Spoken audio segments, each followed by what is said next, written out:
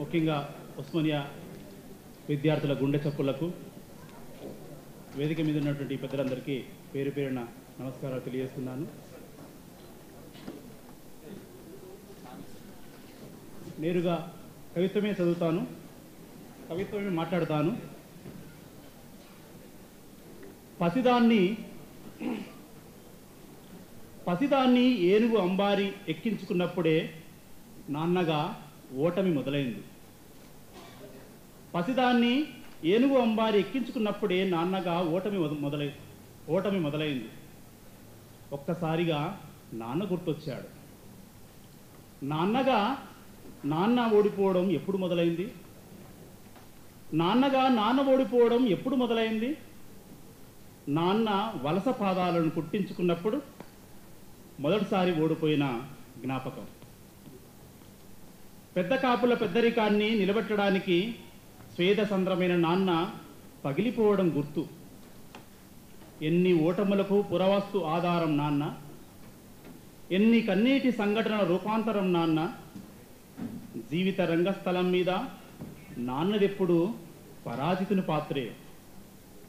School పరీక్ష fee కట్టక మాస్టారు బయట నిలబెట్టినప్పటి అవమానాన్ని ఇంటికొచ్చి నాన్న మీద దొలిపినప్పుడు, స్కూల్ పరీక్ష ఫీజు కట్టక మాస్టారు బయట నిలబెట్టినప్పటి అవమానాన్ని ఇంటికొచ్చి నాన్న మీద దొరికినప్పుడు నాన్న ఓడిపోయాడనుకున్నానేమో.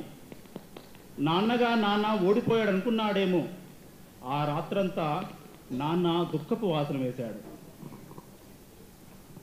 మంచి మార్కులు వచ్చాయి, పెద్ద చదువులు చదివించమని అయ్యవార్లు మందలించినప్పుడు నాన్న ఓడిపోయాడనుకున్నాడేమో. నాన్న ఓడిపోయానని అనుకున్నాడేమో. ఆ వారమంతా నాన్న చెట్టు ఆకులన్నీ రాల్చి మోడైపోసింది. ఆ వారమంతా నాన్న చెట్టు ఆకులన్నీ రాల్చి మోడైపోయింది. అప్పులలో ఉన్న రెండెట్లను తోలుకుపోయినప్పుడు అలవాటైన నిస్సహాయ యోగముద్రలో బందీ అయి నాన్న ఓడిపోయాననుకున్నాడేమో. ఎద్దుల గిట్టలకెళ్ళి కన్నీరై పారాడాడు. నాన్నకు ఓటమి అనే ఒక్క అవసరం ఏమిటి? నాన్నకు ఓటమి అనే ఒక్క ఆసనం ఏమిటి? ఆకలైనప్పుడు తువ్వాలను కడుపుకు బిగించుకొని బోర్లా పడుకునే ఆసనం గుడ్డుకారంతో పెట్టిన విద్య.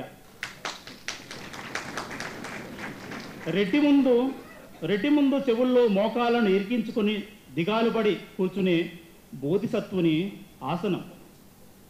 సముద్రాన్ని కళ్ళలోనే కాదు, సకల రోమరంధ్రాల్లోంచి నిరంతరంగా పారించే ఆసనం. చివరకు ఆకాశపు చిలక్కొయ్యకు గొంతును వేలాడదీసి గంటల తరబడి శ్వాస మీద ధ్యాస నిలిపే ఆసనం. చివరకు ఆకాశపు చిలక్కొయ్యకు గొంతును వేలాడదీసి గంటల తరబడి శ్వాస మీద ధ్యాసను నిలిపే ఆసనం. నిజంగా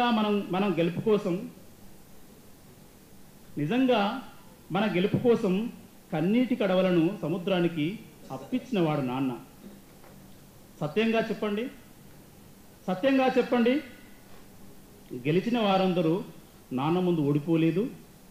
సత్యంగా చెప్పండి, గెలిచిన వారందరూ నాన్న ముందు ఓడిపోలేదు. ధన్యవాదాలు. ఇంకొక చిన్న కవిత. నాకు ఇచ్చిన 5 నుంచి 7 నిమిషాలు ఉపయోగించుకుంటాను. ఇప్పుడు అధ్యక్షుల వాళ్ళు కంట్రోల్ చేయొచ్చు, అది కూడా ఉంటుంది. నీవు టీచరు కదా, నీకు బాగా తెలుసు. మరి తొందరగా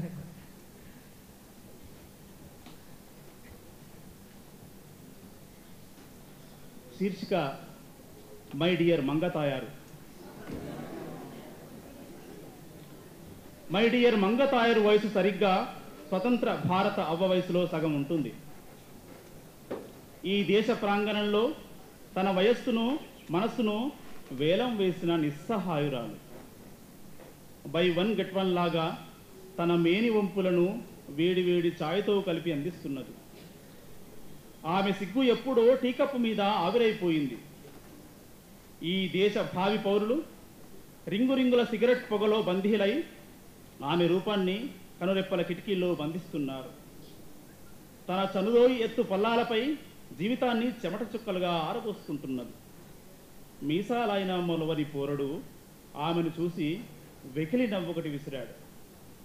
ముడతల మొకపోడు ముసిముసిగా నవ్వుతూ మెలికలు తిరుగుతున్నాడు. బొచ్చు కుక్కల్ని ముద్దాడే మూతి ఒకటి పైకి తేలిన ఆమె లోదుస్తులను చూసి పాడుముండ అని విసుక్కుంటుంది. 12 ఏళ్ల తన కూతురు అదనపు ఆకర్షణ, పెట్టుబడి. తన భావి గోసకు మరో బలిపశువు. ఓ అధికారి ఆమెను నకశిక పర్యంతం కన్నార్పకుండా తిలకించి తన సామాజిక బాధ్యతను నెరవేర్చానన్నట్టుగా వెర్రిగా వెళ్ళిపోయాడు. ఇక్కడ వరకు ఒక సీన్. ఆమె నవ్వుల వెనక ఉన్న ద్వంద్వ అర్థపు మాటల జడిలో తడిసి ముద్దైన మనసు ధరిని ఎవరైనా ఒక్కసారైనా తాకారా? తాకితే తెలిసేది ఆ మౌన రోధనల ఆకలి రాగం. పైకి తేలిన లోదుస్తుల తెల్లటి అందాలను వంతుల వారిగా ఉచితంగా ఆస్వాదించారే, ఆ తెల్లటి లోదుస్తుల మాటున ఉన్న మాసిన జీవితాన్ని ఎవరైనా తడిమారా? తడిమితే తెలిసేది ఈ దేశ వారసత్వ సంపద విశృంఖల వికృతి రూపం. మువ్వన్నెల జెండాను 60 ఏళ్ల భారతవ్వ గుండెపై కాదు, నగ్నంగా నర్తిస్తూ నా పాదముద్రల్లా నన్ను వెంటాడే నా ప్రేయసి పేదరికం కానరాకుండా నిండుగా కప్పండి. తన చనుబాలను ఛాయిగా అమ్ముకుంటున్న మై డియర్ మంగతాయరు అందాలపై కొంగుగా ఎగరేయండి. ధన్యవాదాలు. ఈ అవకాశం ఇచ్చిన ఓయూ సాహిత్య వేదిక వాళ్లకు మరీ ధన్యవాదాలు తెలియజేస్తున్నాను. ఇప్పుడు డాకన్న